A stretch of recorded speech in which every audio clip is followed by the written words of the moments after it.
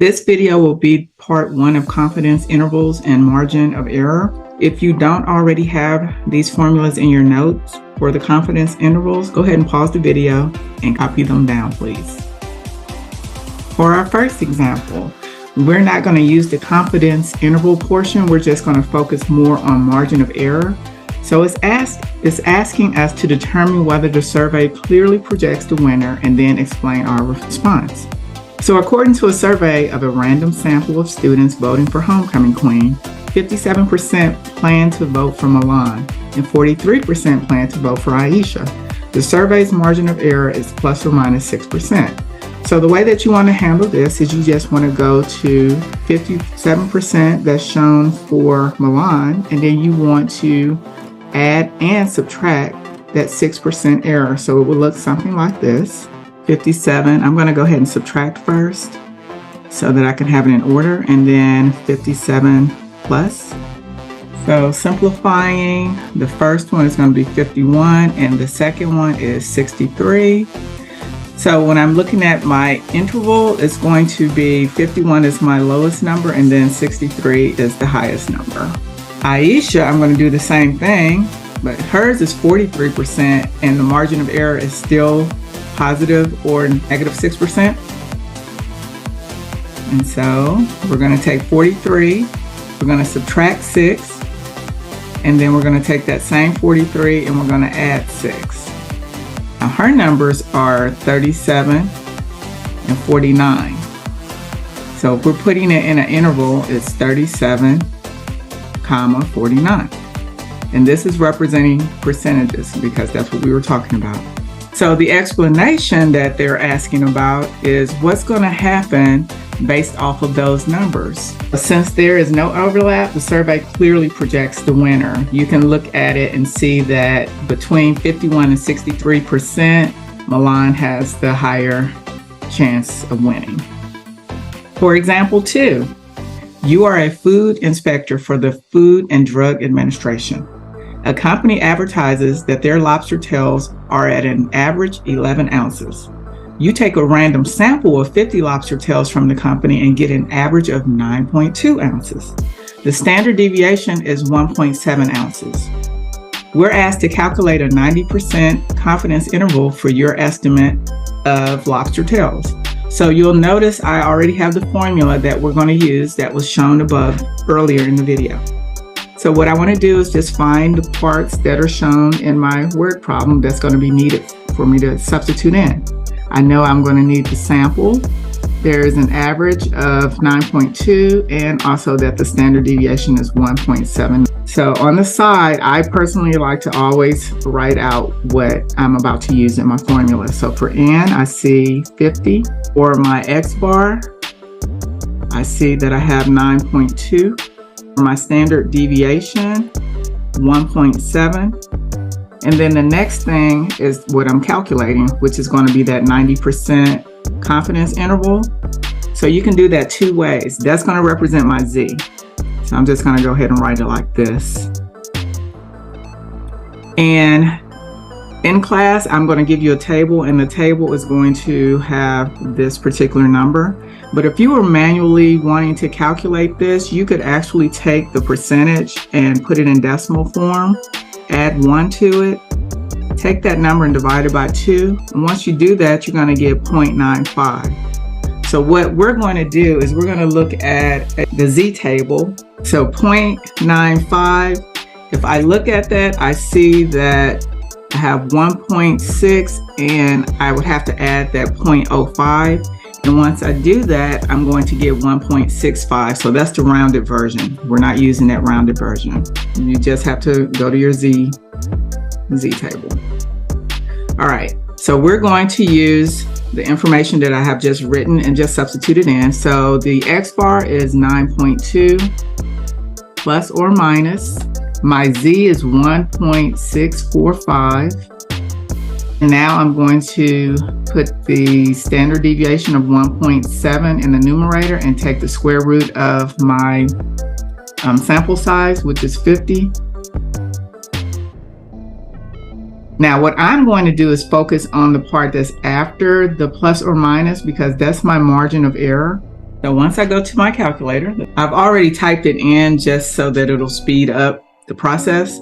But the part that's highlighted, that is what I'm typing in. And then you'll notice that my answer to that is going to be 0.39548. I'm going to round it to 4 decimal places.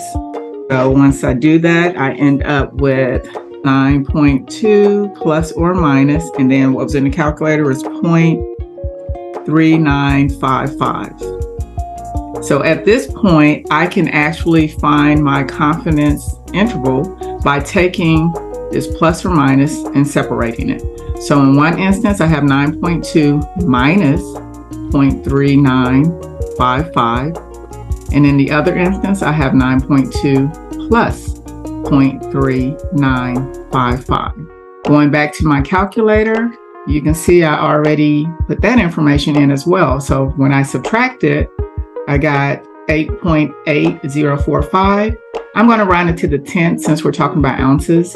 And then 9.2 added to that same margin of error gave me 9.5955. So when I am writing out my interval, my confidence interval, I'm going to write the smallest number first. And I said it was 8.8, comma, 9.6. And again, that's because I'm talking about ounces, but normally you want to put as many decimals as possible, at least 3.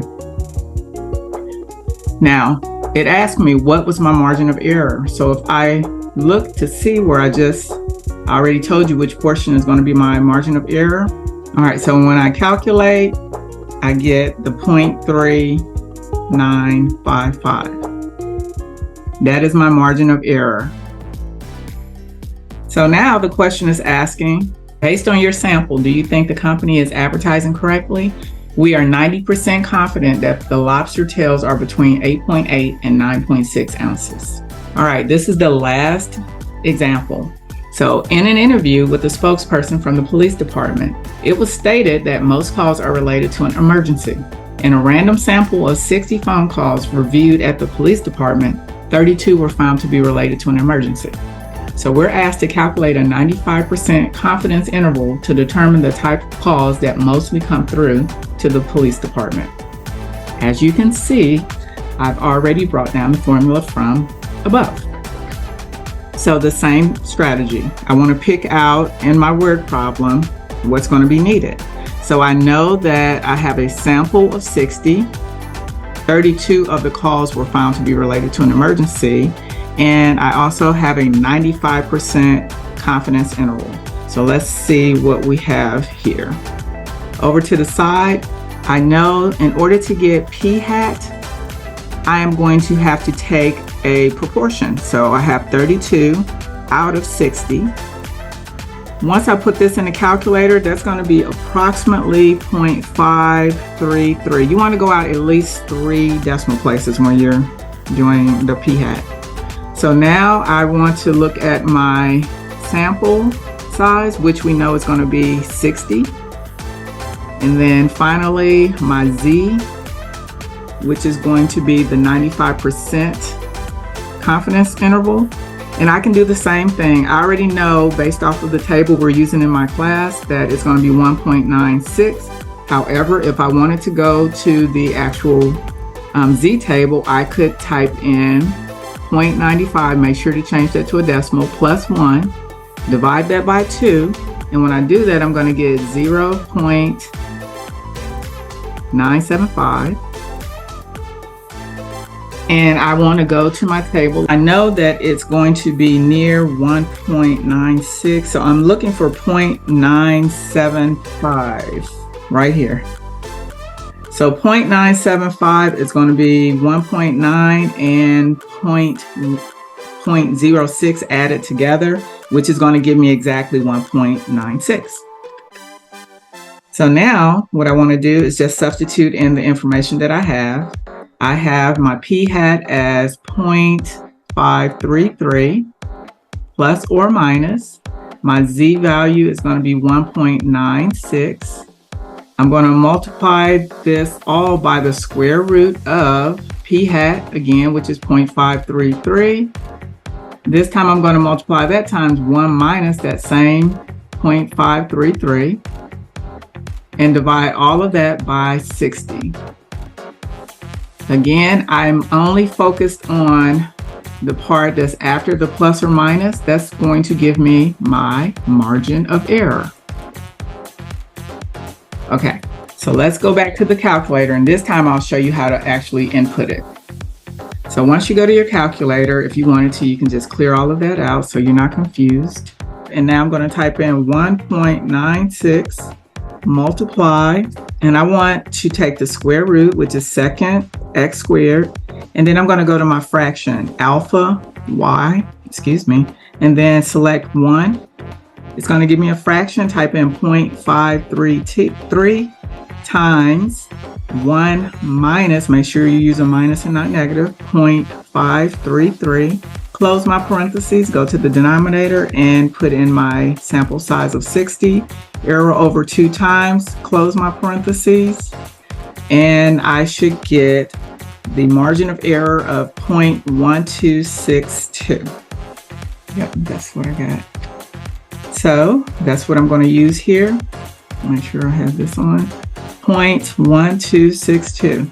And again, I'm looking at the plus or minus portion. I'm going to separate it. So I have 0.533 minus 0.1262 and 0.533 plus 0.1262. So I could go back to the calculator and put that information in, but I already know what it's going to be. It's going to be 0.4068 and also 0.6592. So what I just wrote down is my confidence interval. So it asked me for my margin of error. So I'm going to do the same thing I did a few minutes ago, as 0.1262. All right, so it's asking me to provide an explanation concerning what we were told by the spokesperson. The spokesperson said that most of the calls were emergency. So what did we find out? So in our explanation, we would say we are 95% confident that emergency related calls are between 0.4068 and 0.6592. Or it will probably be better to use percentages, 40.68% and 65.92%. Please remember to like and subscribe. Have an awesome day.